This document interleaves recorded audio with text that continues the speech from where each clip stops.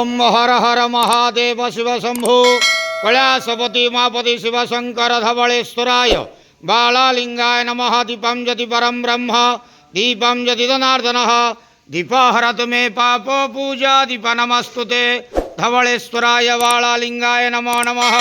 संसार सुखी रखंतु।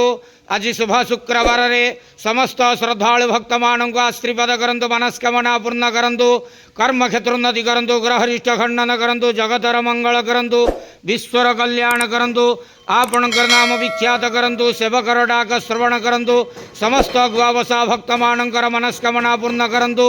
जो जो भक्त माने आपणक पाखरे मानसिक रखिछंती तांक मानसिक पूर्ण करंतु। धवलेश्वराय बालालिंगाय नमो नमः। आज शुभ शुक्रवार रे समस्त श्रद्धालु भक्त मानक आशीर्वाद करंतु। आनंद के वार हरि बोलो। संसार सुखी रखंतु। आनंद के वार हरि बोलो। धवलेश्वराय बालालिंगाय नमो नमः।